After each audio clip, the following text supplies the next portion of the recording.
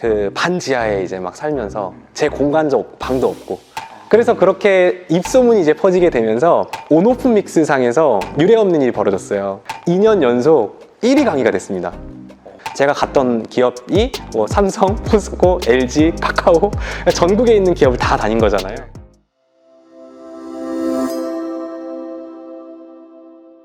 복주환 생각정리 클래스 대표님 모셨습니다.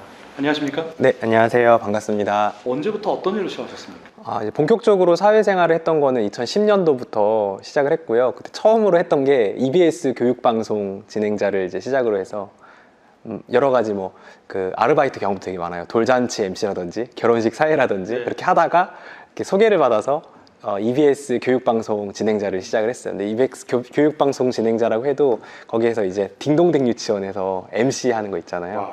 이런 걸로 시작을 했었어요. 20대 초에 벌써 공중파 MC를 하신 거네요.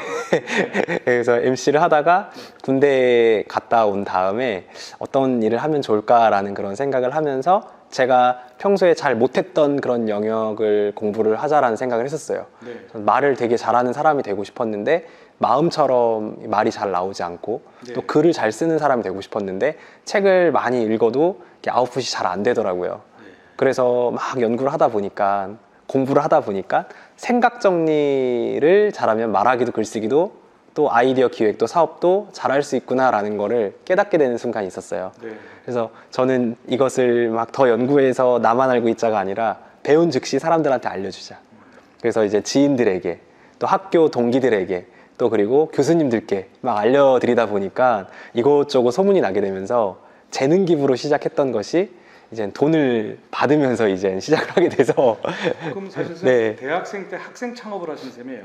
네, 네, 맞아요. 네. 그러면 사실은 처음에는 우리 지금이야 복 대표님 아시는 분들이 많지만 그때는 복 대표님 아시는 분들이 거의 없었을 텐데 소위 이제 알리는 마케팅이라고 홍보는 어떻게 하셨습니까?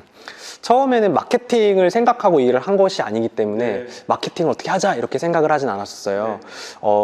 제가 제일 먼저 했던 것은 많은 사람들을 만나서 내가 하는 일을 전해보자였어요.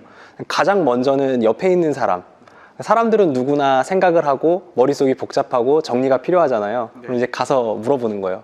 혹시 요즘 복잡하지 않아? 이렇게 물어보는 거예요. 내가 정리 잘하는 방법 있는데 알려줄까? 네. 그러면 친구가 그런 게 있어? 하면서 들어보는 거예요. 네. 괜찮으면은 내 친구 누구도 정리가 안 된다던데 정리 도와주면 안 돼? 이런 식으로 계속 소개를 받아가면서 이렇게 봉사하듯이 정리를 알려줬던 거죠. 입소문으로 한 분 한 분이 네. 보내서 그렇게 거고. 네. 그렇게 하다 보니까 1대1 형태가 1대 다수 형태가 되기도 하고, 또 한 분께서는 또 이 컨설팅을 이제 그 생각정리 컨설팅인데 그때 당시에 이제 생각정리 컨설팅 재능 기부죠. 네. 이렇게 받고 나서 말씀하시기를 이렇게 유치원의 선생님들 대상으로 강의를 한번 해보면 좋겠다.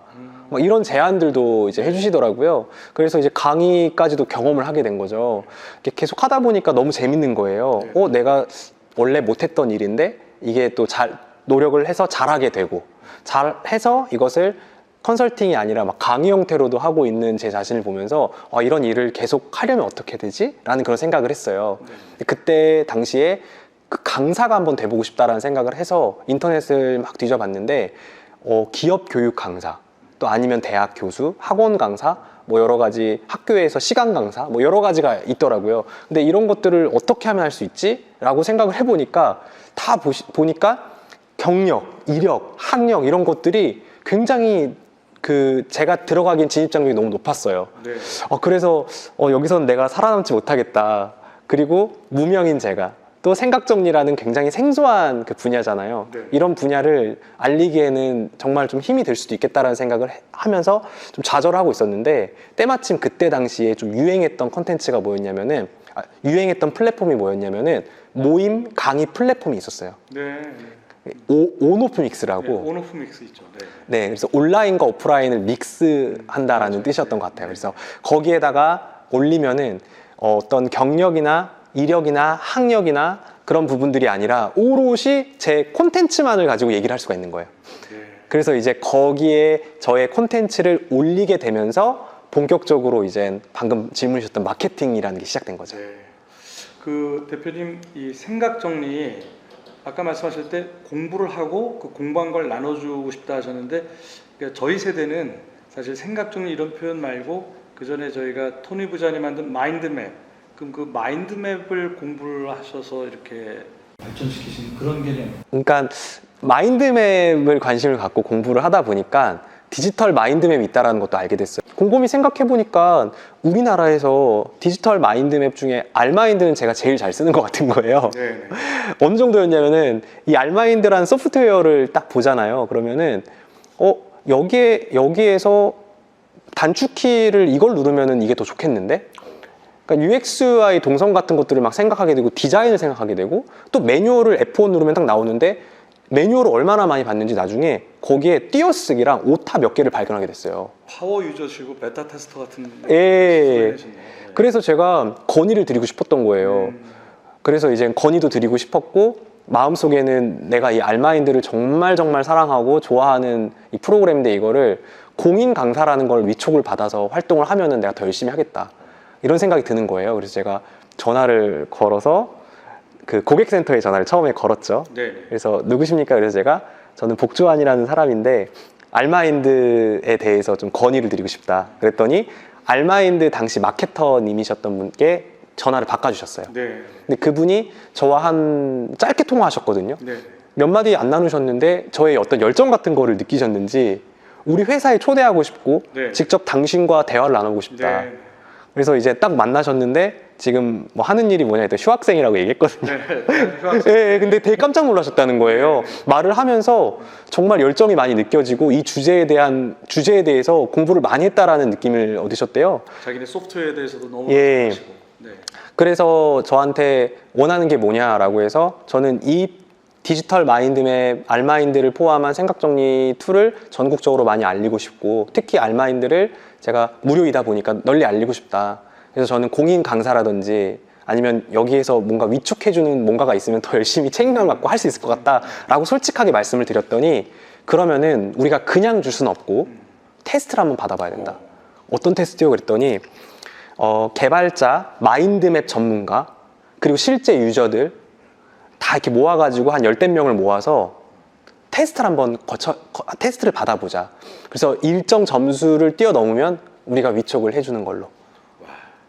그래서 진짜 감사했죠 처음에. 그래서 왜냐면은 한번 해보고 싶었거든요. 그래서 그때 당시에 한번 이소프트사에서 세미나실에서 사람들을 모아두고 강의를 했는데 만족도가 그때 당시에 97점 몇 점이 나왔었어요. 100점 만점 중에.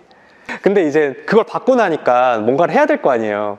근데 제가 이거 받았다고 해서 거기 직원도 아니고 직원이 아니니까 비용을 받는 것도 아니잖아요. 월급을 받는 것도 아니니까 이걸 알리고 싶은데 어떡하지 하다가 그때 막 온오프 믹스를 발견하게 된 거죠. 생각정리라는 분야가 굉장히 광범위해요. 마인드맵은 생각정리의 그 수많은 분야 중에 툴 중에서도 이제 마인드맵.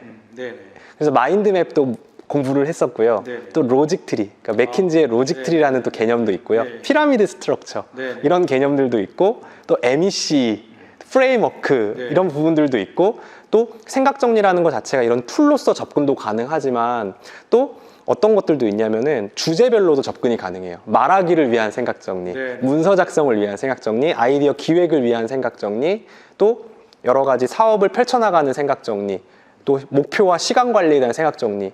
그러니까 생각정리와 관련된 자료들을 다 스크랩하고 독학을 한 거죠. 뭐 외국 서적들도 이렇게 번역해서 많이 읽었고요. 또 중고 서점에서 생각정리와 관련된 책들 있으면 다 수집을 했고요. 그리고 절판된 책들도 막 뒤져가지고 찾기도 하고 도서관에 가서 생각정리와 관련된 책들이면 다 수집을 했어요. 그렇게 강의를 하시다가 외부 강의를 많이 하시게 되고 또 책도 쓰셨는데 그 과정도 좀 말씀해 주시면. 네네. 이렇게 강의를 온 오프믹스에서 올려서 강의를 올려봤는데 사실 처음부터 잘 됐던 건 아니에요. 제가 수많은 툴 중에서도 지금도 사람들에게 많이 알려드리는 툴이 마인드맵을 컴퓨터로 구현한 소프트웨어 디지털 마인드맵이거든요. 디지털 마인드맵을 교육해드리고 막 알려드리고 이렇게 하다 보니까 처음에 제목을 디지털 마인드맵 교육과정 또는 디지털 마인드맵 싱킹 이렇게 올렸거든요. 근데 사람들이 디지털 마인드맵이라는 거 모르는 거예요. 그렇죠. 마인드맵도 모르시는 분도 많이 계시고 사용 안 하시는 분도 많은데 디지털에 유행이 지나갔거든요. 마인드맵이라고 하는 게 전 세계적으로 완전히 유행이 한 맞아요. 2000년도에 다 끝나버렸는데 맞아요. 예. 이게 2013년도에 마인드맵을 들고 나오시니까 한번 사람들이 좀 뜬금없다고 생각하셨을 것 같아요. 네, 그래서 저는 되게 좋은 프로그램이고 지금 이 시대에 딱 맞는 프로그램인데 왜 사람들이 안 쓰지? 라는 그런 생각이 들었어요. 그래서 제가 제목을 한번 바꿔보자. 그래서 디지털 마인드맵 싱킹의 기술이 아니라 내가 진짜 뭐 하고 있는 거지? 생각 정리하는 거잖아. 그래서 생각 정리 기술 올드하니까 스킬로 바꿔서 제목을 바꾸고 표지도 바꾸고 그렇게 해서 이제 포스터를 딱 올렸더니 사람들이 그래 맞아. 생각 정리는 필요해. 뭐 하는 데인지 한번 보자 하면서 막 오기 시작했어요. 그 네이밍이 생각 정리 스킬. 예, 그게 나중에 그대로 책이 나온 것이고요. 책 제목이 된 거죠. 네, 네. 그리고 그 표지, 첫 번째 표지가 파란색 표지인데요. 그 표지가 원래 강의 포스터예요. 그거 제가 직접 나름대로 디자인을 해서 파란색 시원해 보이게 또 이제 온오프믹스에 올렸던 그 포스터 이미지가 나중에 책 표지가 된 거고. 네, 네. 그러니까 표지 하나를 만들 때도 어떻게 하면 사람들에게 눈에 띌까? 이 표지가 눈에 띌까? 그리고 이 생각 정리 스킬이라는 그 표지 안에 생각 정리 스킬에 시옷 받침이 A, 알파벳 A, 킬에 리을 받침을 Z. 네, 네. 그래서 시작과 끝을 말하는 사람이 되죠. 알파 오메가처럼 A부터 Z까지. 예, 그런 거를 이제 강의장에 와서 딱 말씀을 드리면 와, 뭐 이런 포인트들도 있었고요. 그래서 그렇게 입소문이 이제 퍼지게 되면서 온오프 믹스 상에서 유례 없는 일이 벌어졌어요.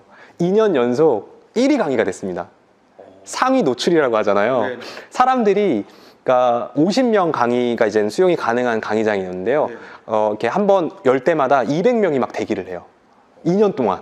그러니까 끊임없이 그 학습자분들이 계속해서 오셨고 오시다 보니까 공개 특강 수준으로 배우고 싶지 않고 이제 정규 과정을 열어달라 이런 말씀을 해주시게 되면서 그 직전까지는 단회, 일회성이었었나요? 네, 처음에는 1회 그 다음에 원데이 특강해서 네. 좀 저렴하게 비용을 받고 하루 만에 마스터하자 이렇게 4시간, 6시간 이렇게. 예, 4시간 또는 6시간에서 원데이 특강으로 진행을 했었는데 배우셨던 분들이 더 깊이 있게 알고 싶다, 더 체계적으로 알고 싶다, 주제별로 알고 싶다 이렇게 제안을 해주셔서 고객분들의 의견을 듣고 커리큘럼을 배치해서 만들었죠.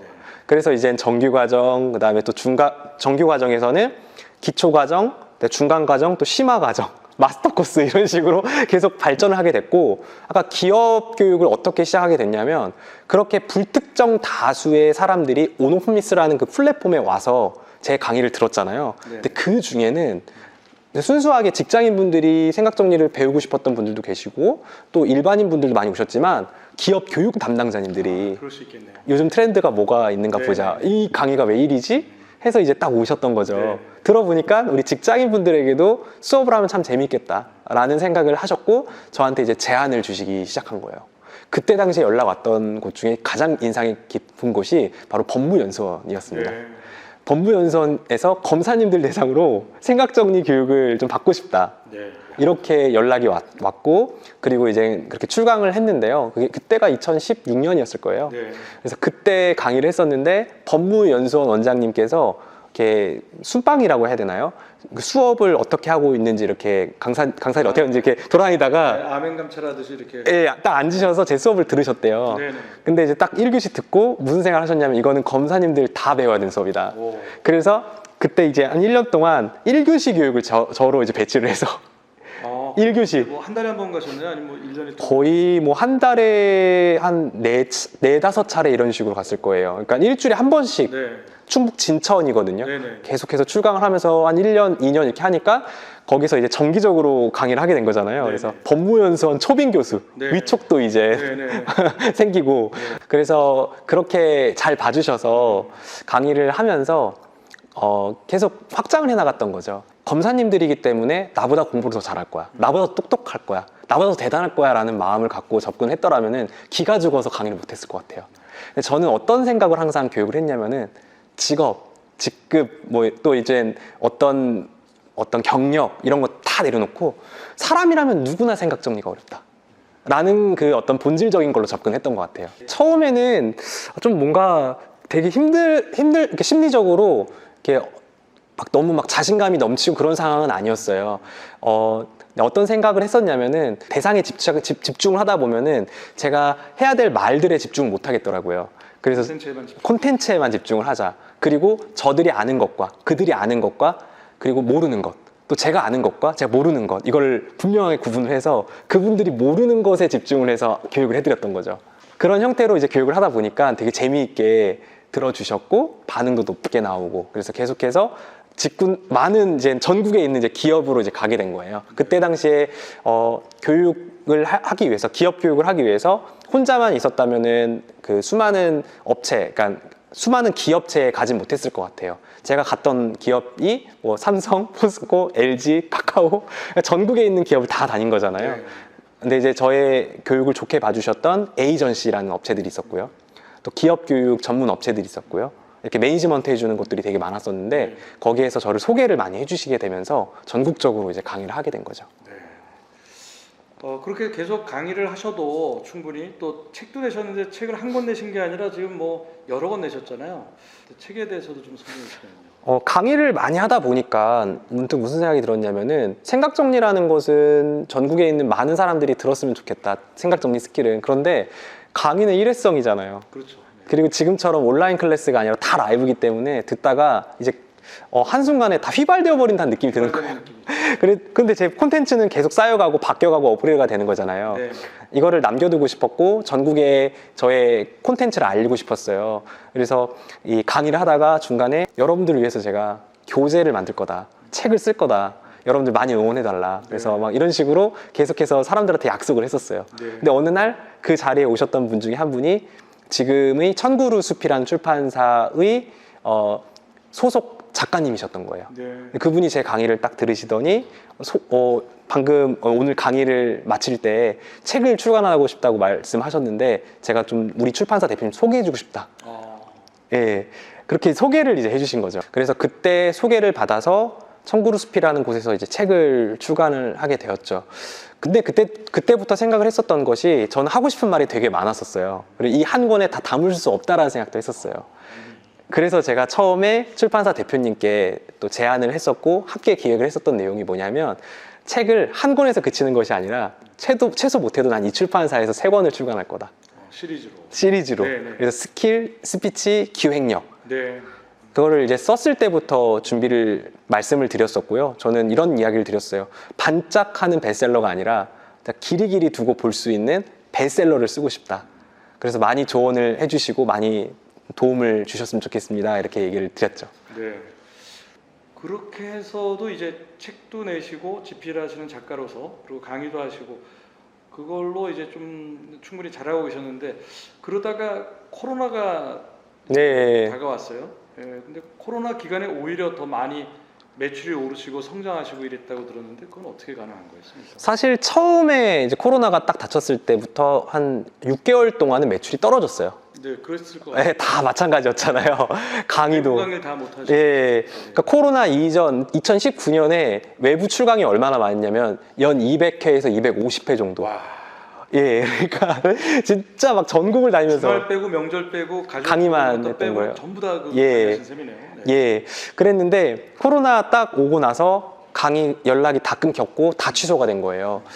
그래서 그때 처음에는 이게 무슨 일이지? 아쉽겠는데. 당황했었고요. 두 번째는 내심 내가 진짜 그동안 열심히 달려왔는데 한번 좀 쉼의 기간이 될 수 있겠다라는 생각도 들었고 그러면서 동시에 앞으로의 10년을 또 계획을 세우게 된 거예요.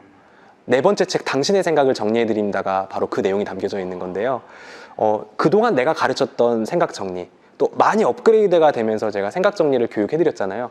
그거를 코로나라는 위기 속에 있는 저를 바라보면서 나를 생각을 정리해보자. 나에 대해서 새롭게 목표 설정을 하고 기획해보고 아이디어를 구체화해보고 시간 관리를 해보고 문제를 해결해 나가는 그 과정을 한번 나를 대상으로 실험을 해서 성공을 하면 그 모델을 가지고 책을 써서 그 다음에 사람들에게 알려드리자. 이렇게 생각을 하면서 생각 정리를 저한테 한 거예요. 그러면서 이제 1년 동안 계속해서 이제 고민했던 부분이 오프라인이 코로나로 인해서 온라인으로 다 전환이 됐었고 아날로그가 이젠 디지털로 전환이 됐었고 그러면서 디지털 트랜스포메이션이 되게 중요해지잖아요. 그래서 나에게 디지털 트랜스포메이션은 어떻게 해야 되며 내가 온라인 세상에서 이제 어떻게 살아남아야 될까? 만약에 내가 오프라인에서 강의를 평생 못 한다면 나는 어떻게 강의를 해야 될까라는 고민을 하게 된 거예요. 근데 이렇게 뵈면은 좀 하나도 어려움 없이 살아오셨을 것 같고 아주 부잣집 그 막내 도련님 같이도 느껴지는데 의외로 좀 힘든 여건들도 있었다고 들었습니다. 보통 일찍 창업하시거나 일찍 아르바이트를 하시는 분들은 그런 상황이기 때문에 어쩔 수 없이 창업 전선에 뛰어들 수밖에 없는 것 같아요. 취업이나. 절실함으로. 예. 저 역시 그럴 수밖에 없었던 상황인 게 20살 때 이제 신입생 환영회를 하고 이제 MT를 가고 많은 사람들이 굉장히 그 행복한 분위기 속에서 신입생을 누려야 되잖아요. 네. 근데 저는 그때 당시에 병원을 많이 들락날락 했을 수밖에 없었어요. 왜냐하면은 아버지께서 이제 중환자실에 계셨습니다. 중학교 때 아버지가 사업을 하셨는데 사업이 잘 안 되셔서 네. 예, 이제 삶을 이제 포기하게 되셨고 그때부터 술을 되게 많이 드셨어요. 시리에 저. 네. 일어나셨어야 됐는데 계속 술을 드시다 보니까 그 췌장 그리고 이렇게 당뇨, 뭐 위암 이런 게 막 합병증으로 한 번에 오게 되면서 20살 겨울, 21살 뭐 초였던 것 같은데요. 복 대표님 나이. 네. 대학교 1학년 마치고니까요. 그때 겨울에 이제 아버지께서 돌아가시게 된 거죠. 별세하셨어요. 예. 그러니까 한 3, 4년 정도는 가세가 기우는 상황이었고 그래서 그 반지하에 이제 막 살면서 제 공간도 방도 없고 더 어려우신 분들도 많이 계시겠지만 그럼 그 예. 어머님과 형제분과 같은 한 방에서. 네. 그렇게 이제 지내면서 항상 그런 생각을 했어요. 내가 지하에 있지만 그래도 꿈이 항상 있었거든요. 어렸을 때 중학교 때 수련회에 갔는데 레크레이션 강사가 말 한마디로 사람들을 웃기고 울리고 감동을 주는 그런 모습을 보면서 나도 저런 모습이 되고 싶다. 그 TV에 보면은 많은 강연가들이 이렇게 말로써 감동을 주고 선한 영향력을 전하고 또 책을 보면은 책에 있는 많은 위대한 인물처럼 나도 그렇게 되고 싶다라는 상상을 늘 했었어요. 그래서 지하에 있는 제 이불 옆에 벽에다가 나는 앞으로 이런 사람이 될 거야 이렇게 써놓기도 하고 예, 되게 어려운 상황이었죠. 그런 상황 속에서 이런저런 그런 고민들을 하게 되었고 그러다가 이제 군대에 이제 가게 된 거죠. 네. 예, 군대에 가게 되면서 어떻게 살아야 될까? 또 어떻게 하시고 3개월 뒤에 입대하셔서. 군 입대를 하게 되면서 생각이 더 많아지게 됐고 네. 예, 그러면서 이제 군대 안에서 국군 장병들을 위해서 진중도서라는 게 나오거든요. 네. 책들이 좋은 책들이 되게 많아요 군대에. 네. 그리고 군대 안에도 도서관도 있어요. 쉬는 시간마다 갈 수 있는데 네. 항상 이제 도서관에 가서 책 보고 운동하고 일기 쓰고 하면서 계속해서 정신을 바로잡아야겠다. 내가 2년 동안 아버지 돌아가시고 이런 어려운 상황이라고 해서 위축되고 있고 부정적인 상황이 있으면은 2년 뒤에 내 표정이 사라져 버리겠다라는 생각을 하면서 그렇게 계속해서 노력을 하면서 준비를 했던 거예요. 그 과정 속에서 생각 정리라는 아이템도 점점 선명해졌던 거예요. 처음부터 생각 정리를 해야겠다가 아니라 처음에는 진짜 말을 잘하는 사람이 되고 싶다. 글을 잘 쓰는 사람이 되고 싶다. 그리고 나만의 사업을 하고 싶다라는 그런 추상적인 바램들 있잖아요. 막연한 쪽. 네네. 근데 이거를 잘 못하니까 어떻게 하면 될까? 파고들다 보니까 이게 생각 정리구나 라는 것들을 이제 깨달았던 지점들이 있어요. 네. 근데 사실은 그때 이 부분이 되게 중요한 부분인데 보통의 사람은 어떤 책에서 뭔가를 알게 되면 그걸 알고 지나가고 또 마인드맵이라고 하는 걸 그냥 자기가 사용하고 말고 이렇게 되는데 그거를 내가 남을 가르쳐줘야겠다. 그것을 나눠봐야겠다.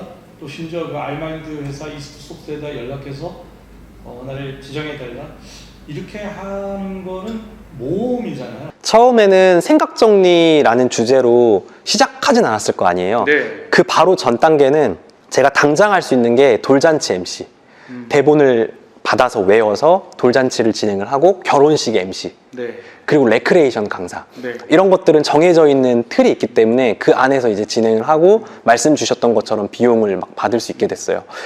그것도 엄청 잘하셨을 것 같아요. 저 한 지역에서 인기가 많았었어요. 그 정도. 보기만 해도 복이 생기는 남자 여러분들에게 복을 드리러 온 남자 복복복 복주아입니다. 그러면 다 쳐다봐요 이렇게. 근데 이게 이렇게 나올 정도로. 네네. 근데 어느 날 사람들마다 다 다를 것 같은데 어느 날 고등학교 한 후배가 제 돌잔치 하는 행사장에 와서 앉아 있는 거예요 뒤에. 근데 제가 고등학교 때 안양 예고를 다녔거든요.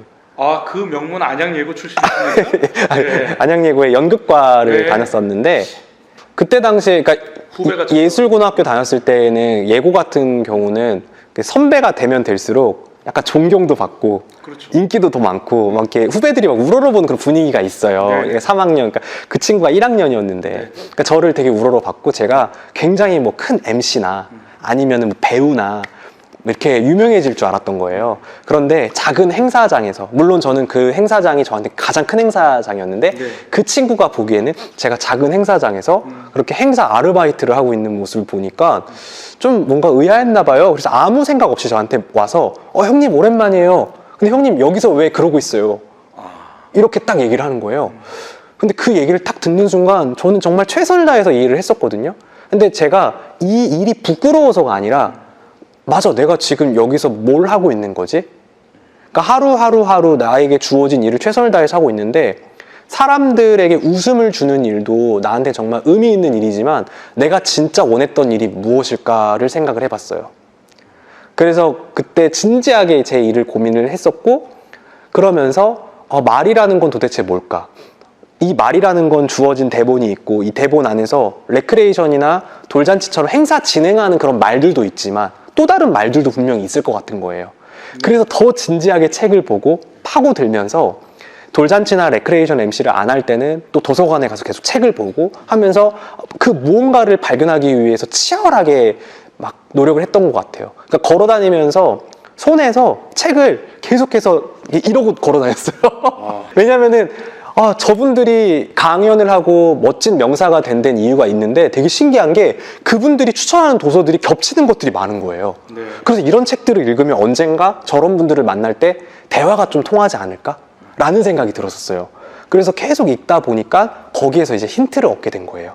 단순히 스킬적인 부분이 아니라 본질을 생각하게 되고, 그러니까 예를 들어서 아까 막스 피카르트의 침묵의 세계라는 것을 보면서 너무 어려워서 이해가 잘 안 됐지만 제가 그때 당시에 깨달았던 거는 말 이전에 침묵이 있었구나. 단순히 내가 말하는 것 자체가 전부가 아니구나. 말 이전에 그 침묵이라는 건 도대체 뭘까?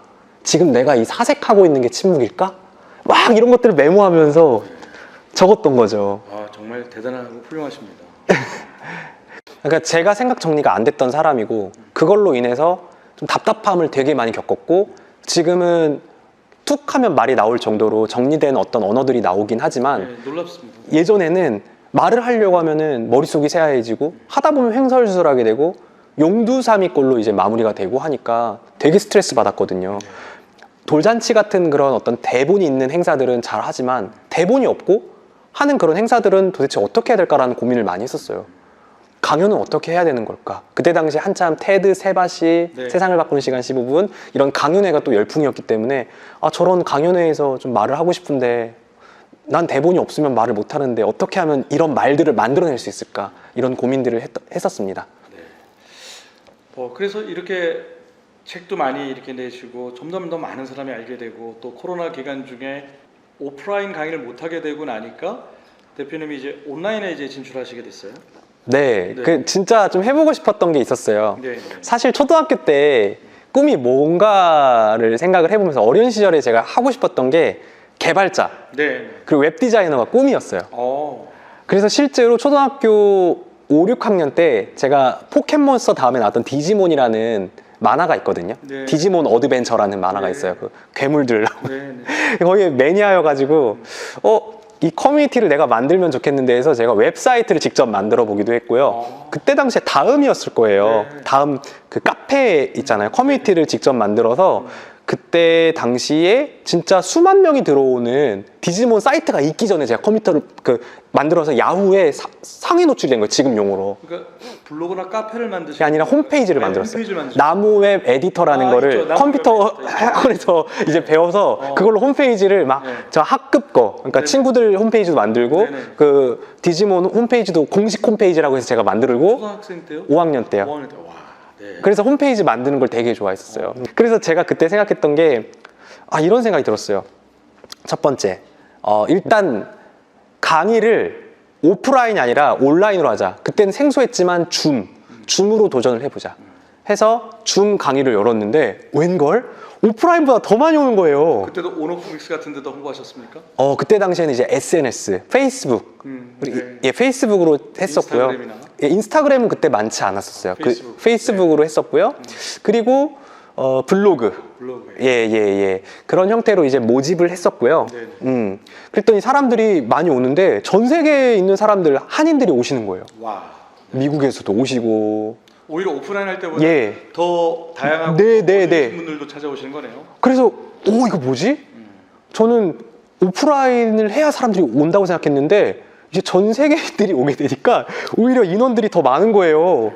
그런데 더 좋은 거는 지금은 사실 이동하는 게 좋지만 그때 당시에는 제가 전국을 너무 많이 다녔기 때문에 너무 힘들고. 강의보다 힘들었던 게 이동하는 시간, 네. 운전하는 시간이었거든요. 근데 운전하지 않아도 네. 집에서 웹에 접속을 하면은 반바지 입고도 강의를 할 수 있는 거예요. 한마디로 편했고 시간이 남기 시작하는 거예요. 이동 시간이 너무 아까운데. 예. 그러니까 온라인 강의를 더 증설해보자라는 그 기획을 했었고요. 전략을 세웠고요. 네. 그리고 이 온라인을 강의를 하다 보니까 자연스럽게 그 전에 이제 뭐 휴넷, 멀티캠퍼스 같은 윌라 같은 곳에서 온라인 VOD를 찍자고 제안을 주셔가지고 네. 많이 찍었었거든요. 사실 근데 코로나 전까지는 비용 자체가 강의료가 굉장히 낮았었어요, 수준이. 예, 그래서 그 어떤 수익 쉐어하는 거 봐도 인세가 되게 적었었어요. 그런 그 VOD 콘텐츠만. 네, 왜냐면은 콘텐츠가. 사람들이 다 오프라인에서 들으니까 처음에 계약할 때 되게 낮았었는데 네.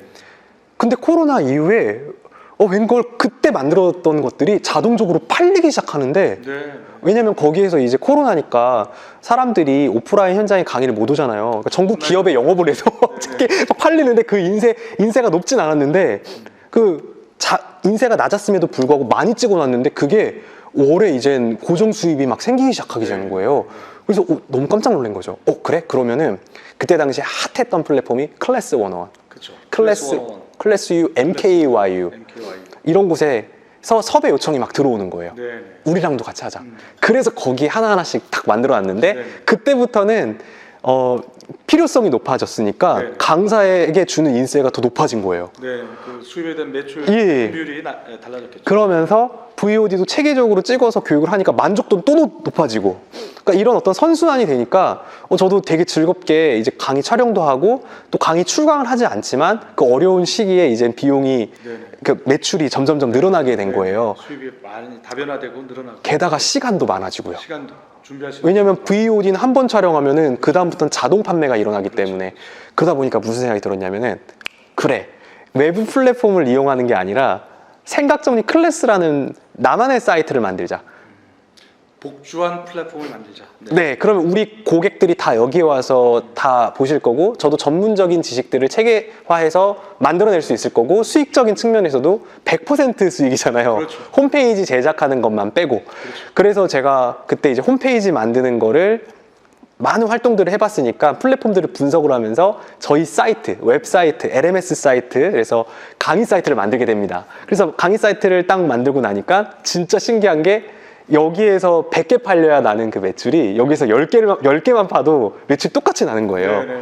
수입 그 복주한 대표한테 들어오는 수입으로 봤을 때. 네네. 수입이 많아지고 또 시간이 많아지니까 장비에 투자를 하게 되고 퀄리티는 더 높이게 되고 그러니까 선순환인 거죠. 그러다가 무슨 생각이 들었냐면은 이제 자신감이 생긴 거예요. 그래, 이렇게 디지털 트랜스포메이션을 하는 거구나. 디지털 트랜스포메이션이라는 것은 어렵지 않은 거구나. 기존에 했던 일을 온라인으로 바꾸면 되는 거야. 그걸 줌이든 줌 라이브든 VOD든 유튜브든 인스타그램이든. 그래서 온라인으로 확장을 하다 보니까 무슨 생각이 들었냐면 그동안 내가 디지털 마인드맵 알마인드를 교육했는데 코로나 시기에 갑자기 이소프트사의 홈페이지에서 알마인드 중단 공지사항이 올라온 거예요. 저는 이제 공인 강사이긴 하지만 사실 그 기간이라는 것도 있었고요. 네. 그리고 사실 알마인드라는 것 자체가 10여 년 전에 만들어진 네. 소프트웨어이기 때문에 지금 이소프트사에서 만드는 게 굉장히 AI를 많이 밀고 있거든요. 네. 고도의 소프트웨어를 만들고 있는데 고도의 기술이 담긴 소프트웨어를 만들고 있는데 상대적으로 알마인드는 이렇게 후진 그런 느낌이 있었나 봐요. 그래서 갑자기 이젠 알마인드를 서비스 중단을 한 거예요. 그럼 전 어떻게 돼요? 제가 이거를 황당하네. 알마인드 검색하면 복주안이 뜰 정도로 네이버에 연관 검색 뜰 정도로 제가 엄청 알려줬는데 거의 동요처럼. 그럼 이제 사람들이 저한테 이제 많이 물어볼 거 아니에요. 알마인드 다음 뭐 써야 됩니까? 그 중단이 언제 있었습니까? 일단 19년도에 법무연수원에서 제가 교육을 하고 있었어요. 그런데 거기에서 교육 담당자님이 갑자기 저한테 10월쯤인가? 강사님, 알마인드가 갑자기 뭐 다운로드가 안 돼요. 코로나 전인데도. 네, 그래서 제가 전화를 걸었어요. 이거 왜 안 될까? 저희가 서비스 중단하려고 합니다. 제가 졸랐어요. 부탁을 드렸어요. 이거 되게 좋은 프로그램이니까 홍보를 안 하셔도 되니까 제가 알릴 테니까 제발 멈추지 말아라 해서 그게 조금 연장이 됐었던 거예요. 저는 불안함이 늘 있었고 무슨 생각을 했었냐면 그래, 언제든지 중단할 수 있는 네. 것들이. 지금 수익은 높아졌고 시간이 많아졌잖아요. 네. 그럼 내가 하고 싶었던 걸 해보자.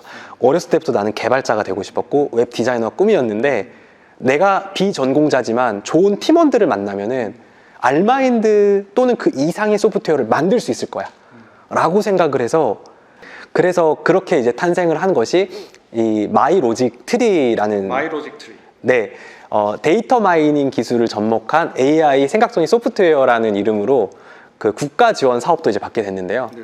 그 프로그램이 예비 창업 패키지. 네, 예비 창업 패키지로 네. 지금 23년이니까 22년도에 네. 선정이 됐었고요. 사실 21년도에 한번 도전했었는데 기획서를 제가 전공자가 아니다 보니까 또 처음 도전하다 보니까 좀 허술하게 작성을 했었나 봐요. 네. 소프트웨어 관점이 아니라 강사 관점에서 커리어와 필요성을 넣다 보니까 이게 탈락을 했었는데 좋은 팀원들을 이제 만나서 이제 상담도 많이 받고 그리고 공부를 많이 했어요. 그러니까 소프트웨어 개발자분들이랑 또 얘기를 하다 보니까 일반 사람들이랑 언어가 다르더라고요. 그렇죠. 그들이 말하는 그런 언어들이 완전 신세계더라고요. 그래서 소프트웨어 개발에 관련된 입문서적부터 중국 고급책까지 섭렵을 하기 시작했어요. 물론 그분들만큼 뛰어난 지식이 있는 건 아니지만 적어도 그분들에게 제가 일을 좀 디렉팅을 하고 네. 또 확인했을 때 제가 확인할 수 있을 정도로 책을 읽으면서 공부를 하고 개발자분들이랑 대화를 굉장히 많이 나누게 되면서 소프트웨어 개발업에 대한 이해를 막 높이기 시작한 거죠. 그래서 그때 처음에 만들었던 거는 생각 정리 트리라는 소프트웨어였고요. 저희 알마인드를 대체할 수 있는. 네, 네. 싱크프리 같은 걸 대체할 수 있는. 마인드맵과 또 좀 차별화 전략이 필요하니까 네. 아웃라이너를 결합을 하는 거예요. 그래서 아웃라이너로 막 작성을 하다가 클릭 한번 누르면 마인드맵으로 전환하고 네.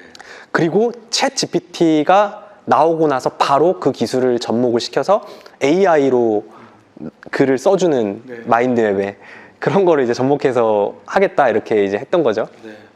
그게 2022년 3월, 4월에 선정이 되신 거죠? 네. 그렇죠? 근데 신청을 받고 나서 했던 것은 아니었고요. 정확하게는 1년 동안 시행착오를 겪었었어요. 네. 한 개발 업체를 만났었는데 그 개발 업체가 딱 그런 느낌 있죠. MVP라고 해서 그냥 딱 예비 창업 최소. 패키지에 도전할 수 있을 정도의 수준으로 만들어 놓으니까 개발을 하려고 하는데 버그가 엄청 나오는 거예요. 난감하죠. 그럼. 네, 그래서 사실 저는 그거를 개발자분들에게 비용을 투여해서 이 정도 개발을 했으니까 그 다음 단계로 이제 예비 창업 패키지에서 업그레이드를 해야겠다는 생각을 했는데 제가 이제 예비 창업 패키지를 이걸 가지고 이제 도전을 한 거죠. 이제 MVP가 있으니까 성공률이 높아졌고 그렇죠. 이분들이 이제 가능성을 보시고 이제 AI 작업을 해라 해서 저희한테 예비 창업 패키지 선정이 됐는데 네. 선정하고 나서 이제 개발자분들에게 얘기하니까 이젠 그 다음 단계는 우리가 못한다. 다른 팀을 만나봐라. 그래서 진짜 그때부터 예비 창업 패키지 기간 동안 얼마 있지도 않은 시간인데 3, 4개월 동안 팀원들만 찾아다녔어요. 정리하자면 예비 창업 패키지 신청하기 전에 우리 복 대표께서는 자비를 기울여서. 2021년도에 자비로 그분들하고 같이 작업을 잘 해왔는데 그분들이 준비한 건 딱 예창패 통과할 정도까지만 MVP만 만들어주시고 그 후에 딱 선정되고 나니까 그분들은 이제 빠지겠다. 네, 그러니까 딱 그렇게 했었어요. 그 다음에 만났던 개발자분들이 저한테 이해하기 쉽게 그러더라고요. 이전 개발자분들이 물론 되게 노력을 해주셨는데 스파게티 소스로 만들어놨대요. 그러니까 통조림 스파게티 소스. 다 엉켜 있대요. 네. 다시 처음부터 만들어야 된다. 다 똑같은 얘기를 하는 거예요. 10팀을 제가 만나봤는데. 그리고 비용 자체가 여기부터 여기까지 가야 되는데 국가지원 사업 같은 경우 4,700만 원을 받았거든요. 네. 이건 무리다. 이거는 이 비용으로 될 수가 없다. 저는 사실 진짜 여기에서 받았던 MVP 모델로 그 다음에 AI를 개발하는 단계로 4,700만 원을 쓰려고 했었거든요. 또는 2천만 원 정도를 여기다 쓰고 나머지 2천만 원은 이 홍보 비용을 쓰려고 했는데 네. 이거 안 되겠는 거예요. 중간에 그래서 제가 예비 창업 패키지가 생각보다 쉬워 보이지만은 중간에 만약에 피벗 한다고 하잖아요. 네. 전환해버리면 전환하면은요, 거기에서 이제 페널티가 그냥 네, 거의 끝나는 것 같아요. 감사도 나오고요. 네. 그리고 거기에 감사라고 해야 되나요? 그 체크하러 나와요. 네. 나오고 또 거기에서 한 번 또 뭐라고 해야 될까? 면접 같은 걸 또 봐야 돼요. 신청을 또 하려면은 아무튼 복잡합니다. 되게 복잡합니다. 네. 그래서 반납해버리고 끝내지 않는. 예. 그래서 중간에 그런 단계가 있었고, 그래서 당신은 AI를 하려고 우리가 뽑아놨는데 왜 처음부터 다시 만들려고 이해를 못 하시는 거예요. 그래서 중간에 완전 제가 그쪽에서 이해를 해주지 못하셔서 완전 이상한 사람이 된 거예요. 이 예비 창업 패키지 이제 도전하시려고 하시는 분도 많이 계실 텐데 네. 중간에 만약에 포기하게 되면은 받았던 비용 다 네, 다 토해내야 되죠. 그리고 나중에 되게 불명예스럽죠. 그렇죠. 저는 그게 가장 좀 억울했었어요. 합격했다라고 했고 저는 이 꿈을 순수하게 진짜 이 마인드맵 프로그램을 만들고 진짜 이 세상에서 가장 쉬운 마인드맵 툴을 만들고 싶었거든요. 그랬는데 이게 이제 엎어지게 될 수도 있으니까. 그래서 그때 당시에 되게 도움이 많이 받았던 게 예비 창업 패키지를 받게 되면은 멘토링을 받을 수 있게 돼요. 네. 그 교수님들께서 멘토링을 해주실 수 있고 그분을 제가 선정할 수 있는데 되게 좋은 교수님을 제가 뵙게 되면서 그 교수님께서 하나하나 어떻게 하면 좋겠다라고 친절하게 안내를 해주셨고 네. 제가 그 안내를 받고 멘토링을 받으면서 성장을 할 수 있게 됐어요. 그럼 새로 팀원을 구성하는 단계 그건 역시 어려울 텐데 그럼 본인이 감당하셔야 돼요. 이게 팀원을 구성한다라는 것은 그때 운이기도 한 것 같고요. 그리고 사람의 복인 것 같다는 생각이 들었는데 다행스럽게 굉장히 좋은 열정적인 팀원들을 만나게 됐습니다. 네. 그래서 그분들이 실력도 좋았고 주어진 기간 동안 약속도 잘 지켜주신 덕분에 일단 기본적인 개발 그러니까 기존의 생각 정리 트리에서 저희가 이제 글로벌로 가자 해서 마이로직 트리로 이름을 바꾼 거거든요. 네. 그래서 마이로직 트리에서 기본적인 버전은 완성을 다행히 했었고요. 그리고 나서 이제 AI 구현을 어떻게 하지 하던 시점에 챗GPT가 나온 거예요. 네. 근데 챗GPT가 대중적으로 유명하지 않았어요. 근데 이 개발자 분 중에 한 분이 챗GPT라는 게 지금 외국에서 되게 핫한데 이 챗GPT가 AI 오픈소스라는 거예요. 오픈소스래요. 맞아요. 그래서 그 오픈소스를 가지고 연결을 하는 건 어렵지 않다. 그렇죠. 그리고 그때 당시에는 챗GPT를 어떤 메모 앱에 연결한다라는 것이 익숙하지 않았던 때였어요. 남들이 아직 시도를 안 했었어요. 네. 심지어 그때는 노션에서도 노션이라는 메모 앱 네, 있잖아요. 그렇죠. 거기서도 AI가 지금은 나왔는데 없었어요. 네. 그 전이었으니까. 그래서 그거를 연결하는 건 되게 빠르잖아요. 네. 그래서 일단 그 디지털 마인드맵이 구현되게끔 딱 만들어 놨고 그리고 이젠 AI 이제 이걸 가지고 저희가 심사를 보러 갔는데 네. 심사위원님들이 그 중간 평가에서 하시는 말씀이 그때 한 2달인가 남았을 거예요. 지금 이렇게 여기까지 만들어 놓은 거는 이전이랑 차이가 없다. AI 이거 적용 못하면 이거는 실패다라고 하시는 거예요. 여기까지도 다시 만드는 게 힘들었는데. 챗GPT를 연동했음에도 불구하고. 그 전이에요. 그 전에. 그 전이요? 그 전에. 그래서 그 이야기를 듣고 AI를 무조건 넣어라.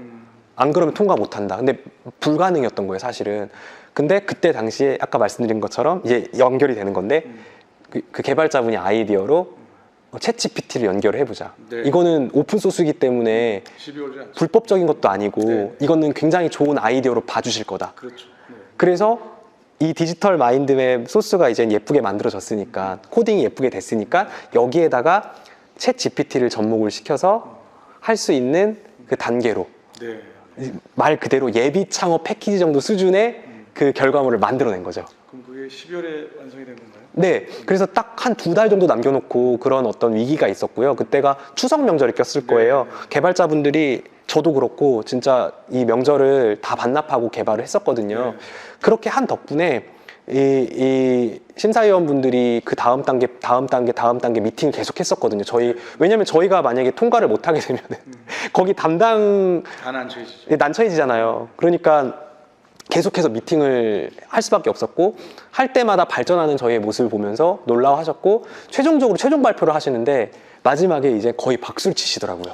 그러면서 무슨 말씀하셨냐면은 야 이거 진짜 이렇게까지 발전할지 몰랐다. 만약에 이 소프트웨어로 부자가 되면은 꼭 우리 잊지 말아라. 이렇게 말씀하실 정도 농담까지 네. 원래 되게 무서우셨던 분들이거든요. 저희한테 계속 지적을 하셨고. 가혹하고. 네네네. 명절 때 쉬지도 못했을 정도니까요. 얼마나 스트레스 받았겠어요. 그런데 저희한테 딱 그 말씀 하시더라고요. 다 여러분들 잘 되라고 우리가 이렇게 계속해서 할 수밖에 없었다. 그러면서 이제 맨 마지막에 발표 결과가 딱 뜨는데 최우수 선정. 그 최우수 선정은 좋은 게 뭐냐면은 예비 창업 패키지 다음에 초기 창업 패키지가 있는데 거기에 서류를 면제가 돼요. 네. 면제가 돼요. 그래서 제가 올해는 바빠서 초기 창업 패키지 못했는데 내년에 이제 기회가 있을 때 2월 돼서 내년에도 발표만 하면 되는 네, 거예요. 네, 네. 예, 그래서 이제 마이 로직 트리로 지금 현재 단계는 뭐냐면은 현대백화점이라든지 제가 지금 출강하고 있는 그 장기차 수의 교육들이 되게 많아요.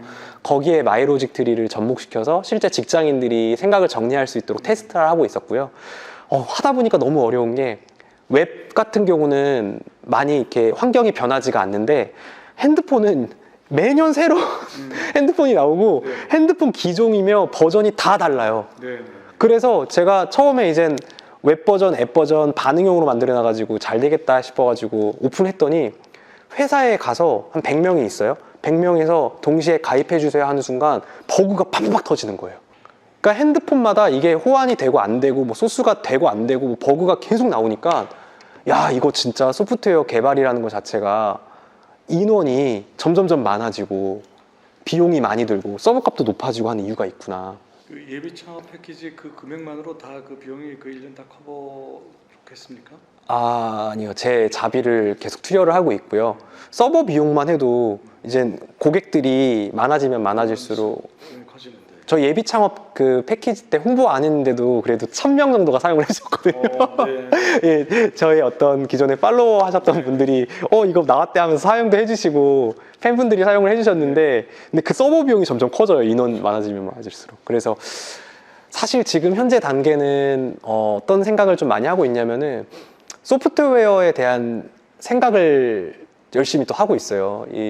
원래 이제 마이로직 트리 푹 빠져서 약 지금 이제 2년 동안 마이로직 트리만 사용을 하면서 계속해서 교육도 하고 개발도 하고 있었는데 지금도 개발 중이거든요. 네. 지금 마이로직 트리 외에 다른 소프트웨어들은 어떻게 발전하는가 알기 위해서 일부러 노션이나 워크플로우 같은 다른 툴들을 사용해보고 있어요. 엑스마인드나. 어떻게 보면 이미 다른 사업을 갖다 잘 하셔서 그걸 갖고 이렇게 그냥 뭐 까다롭지 않게 본인이 벌어서 본인이 쓰는 개념에서 하면 되는데 지원 사업 응모하신 건 왜 그러셨어요? 그러니까 소프트웨어를 개발을 하면서 처음에는 제 자비를 들였어요. 수천만 원을 들여서 이제 개발을 했는데 사실 그것도 큰 돈이긴 했지만 그렇게 하다 보니까 자연스럽게 이제 개발 업계에 이제 들어갔잖아요. 네. 그러니까 개발 업계에 있는 모든 분들이 하나같이 국가 지원 사업이 있는데 국가에서 지원을 해주는 그런 사업이 있는데 왜 대표님은 사비를 쓰냐라고 말씀을 많이 해주셨고 그리고 그 국가 지원의 플랜들을 저한테 알려주셨어요. 예비 창업 패키지가 되면 초기 창업 패키지가 있고 창업 도약 패키지가 있고 청년 창업 사관학교가 있고 이런 걸 다 알려주시는 거예요. 그때 제가 신세계를 경험했죠. 국가에서는 이렇게 AI라든지 아니면 이런 기술 창업을 하려고 하시는 분들에게 지원을 많이 해주시구나. 그리고 그런 글을 봤던 것 같아요. 막 포스팅이었는데 예비 창업 패키지는 이 스타트업계의 정석이라고 해야 될까요? 네, 그렇게 하면 사람들이 인정을 하죠. 예, 인정을 하고 네, 처음으로 처음으로 인정을 해주는 거래요. 인증 효과. 인증. 네, 인증 효과. 이제 이해갑니다. 그래서 저는 소프트웨어 개발 비용은요, 하나도 그 영원조차도 저한테 쓰지 않았어요. 월급 같은 거 받지도 않았고 다 개발 비용으로 네. 개발자분들에게 투여를 해서 진짜 순수한 소프트웨어 개발 목적으로 했고 앞으로도 생각은 홍보비로도 한 절반 쓰려고 했었는데 도저히 그렇게 예, 근데 재밌는 게 뭐냐면요, 제가 중간에 오해를 한번 받았었어요. 어떤 오해였냐면은 예를 들어서 4,700만 원이면은 그 중에 2천만 원을 제가 홍보 비용을 쓰겠다라고 냈잖아요. 근데 통과가 됐단 말이죠. 그렇죠. 근데 중간에 제가 개발 비용이 더 커진 상황이잖아요. 그리고 이게 부족한 상황이었어요. 네. 그래서 제가 그 상황을 이 센터에 이제 얘기를 했더니 하는 얘기가 무슨 꿍꿍이가 있는 거 아니냐. 예, 계획대로 써야지. 써야 되는데 그래서 제가 홍보비를 안 쓰고 홍보는 제가 유튜브를 하든 제가 비용을 투여하든 그건 제가 할 테니까 이거 개발 비용을 쓰겠다 했더니 그런 어떤 뒷돈을 받는 업체들이 되게 많다는 거예요. 저도 그때 처음 알았어요. 그래서 막 저희 그런 거를 체크하려고 막 이렇게 회계 장부 뒤지고. 오시고 왜 오셨어요.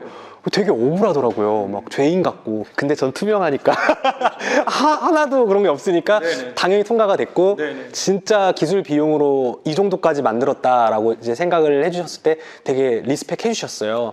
예, 그래서 감사하게도 그 예비 창업 패키지는 그렇게 감사하게 통과했지만 사실 소프트웨어라는 것 자체가 이렇게 마일스톤이라고 하잖아요. 이제 올라가는 그 기점에서 어느 정도 단계까지는 비용을 버는 게 아니라 계속해서 계속해서 돈을 써야 되는 상황인 거잖아요. 그래서 아직 마이로직 트리로 순수하게 마이로직 트리로 결제가 일어나거나 그런 건 없어요. 오히려 마이너스가 지금 일어나고 있는 상황이고요. 이게 소프트웨어 개발하시려고 하시는 분들이 다 경험하셔야 될 단계잖아요. 네. 그렇지만 이제 다음 단계 초기 창업 패키지에서는 어떤 걸 좀 구현해 보고 싶냐면 마이로직 트리를 전자책화해서 판매할 수 있는 방법. 그러니까 마이로직 트리가 마인드맵인데 네. 아웃라이너 형태로 예쁘게 되어 있어요. 그래서 그런 어떤 나의 마이로직 트리, 나의 논리의 나무거든요. 그래서 예를 들어서 내가 전자책을 마이로직 트리를 쓰면은 그거를 이제 마이로직 템플릿 센터 같은 데 올려요. 그럼 그 지식들을 주고받을 수 있는 그런 마켓을 만든다거나 네네. 좋은 아이디어. 하는 그런 아이디어들도 있고요. 또 유료 무료 버전이 또 다르듯이 유료 버전에서 좀 더 고도화된 버전들을 오픈한다든지 하는 그런 계획들을 갖고 있습니다. 과거에는 한 플랫폼에 다양한 어떤 강사나 아니면 다양한 소프트웨어들이 이렇게 막 되게 많았잖아요. 네. 근데 요즘에 트렌드를 보면은요, 골목에 있는 단골 가게. 그걸 전 인플루언서라고 얘기를 하고 싶고요. 아니면은 노션처럼 매니아들이 되게 많은 그런 툴들, 이런 것들이 인기가 많은 것 같아요. 대중적으로 막 유명하지 않더라도. 근데 지금까지 그래도 제가 잘해왔었던 것은 생각정리라고 네이버에 검색하면은 온통 제가 만든 콘텐츠들이 올라와 있거든요. 그러니까 생각정리 유튜브에 검색하면 다 제 이름만 나와요. 그 정도로 제가 생각정리라는 어떤 키워드를 지금 갖고 있기 때문에 여기에서 이제 소프트웨어를 만들고 하면은 저의 책을 읽었던 독자분들이나 아니면 저의 영상들을 좋게 봐주셨던 구독자분들이 저의 소프트웨어를 사용해 주실 거라고 저는 생각하고 있어요. 저희 카테고리 킬러라고 해요. 그래서 아, 하나의 영역을 일단 장악한 확실한 절대적인 강자를 카테고리 킬러라고 하는데, 제가 느끼기에도 2023년 현재 생각정리 분야에 본인이 장악하실 것 같고요. 대표님, 그 마지막으로 대표님 이렇게 사업을 갖다 추진하시고 이렇게 소프트웨어 창업하려고 하는 후배들한테 내가 해보니까 이거는 좀 피해야 되겠다. 이거는 좀 내가 해보니까 이건 내가 잘한 것 같으니까 따라서 해봐라. 이런 게 있으실까요? 우선 피해야 될 것을 떠오르는 대로 나열을 네. 해볼게요. 네. 국가 지원 사업이 있고 예비 창업 패키지가 있으니까 나도 한번 도전해보자라는 마인드는 아닌 것 같아요. 그러니까 예비 창업 패키지를 위한 예비 창업 패키지도 아닌 것 같고요. 또 스타트업이라는 게 멋있어 보니까 스타트업 도전해보자도 아닌 것 같아요. 스타트업이라는 거, 또 예비 창업 패키지라는 거, 이런 건 사업을 하다 보니까 이런 게 있고 또 만들어지다 보니까 스타트업이 되는 거지. 뭐 그런 거 있잖아요. 스타트업, 좀 이런 얘기 해도 되나요? 스타트업 병, 또 스타트업 사투리, 판교 사투리 이런 용어들도 있을 정도로 되게 막 난 스타트업 대표야. 이건 아닌 것 같아요. 폼으로 하면 안 된다. 왜냐면 겉으로 보여지는 건 멋있어 보일 수 있거든요. 저 스타트업 대표입니다. 하지만 스타트업도 제가 이렇게 직접 해보니까 절대 멋있지 않아요. 절대 멋있지 않고 정말 치열하고 힘들고 스트레스 받고 돈 하나하나 쓰는 것도 정말 눈치 보이고 정말 어렵거든요. 그래서 1번 스타트업을 위한 스타트업, 창업 패키지 국가 지원을 위한 국가 지원을 목적이라면 저는 안 했으면 좋겠어요. 오히려 차라리 그 전에 이 시장에서 만약에 창업을 하고 싶다면은 단돈 100원, 1000원이라도 좋으니까 나의 어떤 오롯이 나의 힘을 가지고 뭘 팔아보는 연습을 했으면 좋겠습니다.